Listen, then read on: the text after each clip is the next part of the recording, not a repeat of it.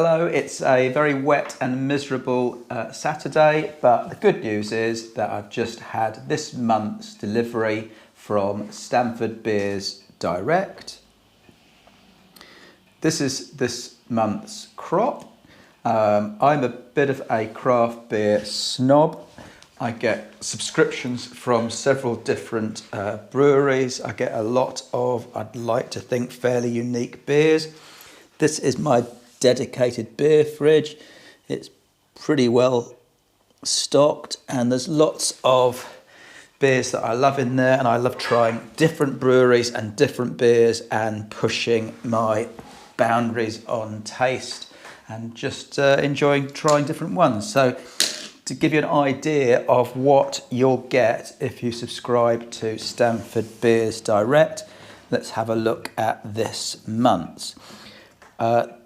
Now, depending on what you're used to and whether you're used to buying supermarket beers or you're like me, following lots of breweries on Instagram and Twitter and Facebook and stuff like that and seeing what is new and coming up and spotting who's collaborating with who and then trying those out, I think you'll be pleasantly surprised. So this is a fairly well-known brewery, Brew York.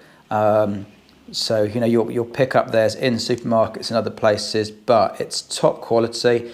They're quite expensive. So to get this in a mixed case is pretty impressive. It's a West Coast IPA, 6.5%. I've not tried that one before, so that is great.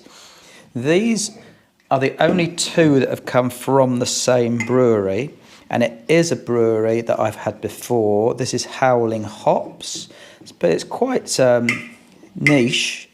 You don't see them in any supermarkets that I'm aware of. And we've got a New England IPA at 6.2, and we've got an Indian Pale, an normal IPA at 6.9. So a brewery I have seen before but not tried. This looks cracking. It's a pineapple vegan milkshake IPA at 7%. And it's almost impossible to work out who it's brewed by. You've got to go right down to the small print here, but it's from a brewery in Portsmouth called Staggeringly Good Brewery. Very interesting. Brewery I've never tried before or seen before, and an interesting beer. Talking of which, Seven Brothers, not seen them before. It's called a throwaway IPA, and then it gets a bit curious, 5%, upcycled cornflakes. And look at the description here, it explains that it's using upcycled Kellogg's cornflakes provided via their sustainability program. So it's a full flavoured IPA, but made with cornflakes. You'd never see that, would you? Where are you going to find that by chance? This is another brewery I've never heard of before, Liquid Light Brewing Company.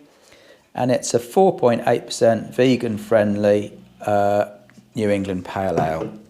So another new one to try.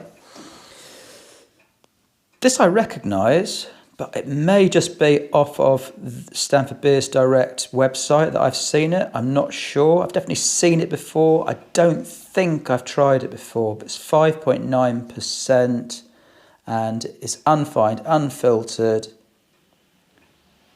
5.9, yeah, Pale Ale. Really interesting.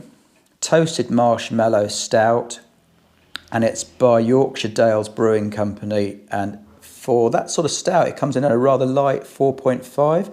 Now I have had this before, but only because I'm really lucky that a mate of mine went up to this brewery a couple of weeks ago. I'd never heard of it before then. He brought back a few different ones. So I have had it before, but that's by an absolute fluke. I don't think many people will have. Grounding Angels Brew Company. Never heard of them. It's called The Journey. Very interesting, if not completely crazy artwork. What the hell's going on there? It's a double IPA. It is 8%, and I can't wait to try that one.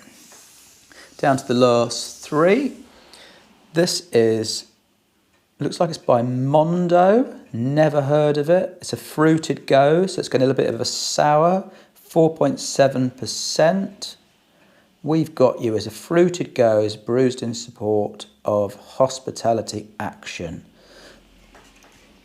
Another cracking, interesting one. Save these two for last. So this is a brewery which a lot of people will know. It's from the, I'm going to say Norway. Is it Norway? Sweden. Amundsen Brewery. Downtown Park. It's a hazy IPA. It's a big favourite of ours. We do really love Amundsen. It's Norwegian. Cracking beer. Difficult to get hold of.